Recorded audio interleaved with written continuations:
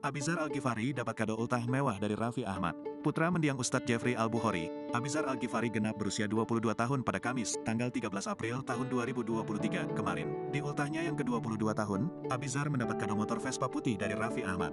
Bukan tanpa sebab, motor tersebut Raffi Ahmad berikan kepada Abizar lantaran ia mengetahui jika Abizar memang gemar mengendarai motor seperti mendiang ayahnya, UJ. Diketahui sebelumnya, motor Vespa mewah dari Raffi Ahmad tersebut merupakan hadiah dari seorang influencer yakni Arif Muhammad. Namun, karena Raffi Ahmad merasa jarang memakai Vespa tersebut, akan terasa lebih bermanfaat jika ia berikan kepada Abizar yang hobi naik motor sambil berdakwah. Raffi Ahmad pun kemudian meminta izin kepada Arif Muhammad untuk memberikan motor tersebut kepada Abizar.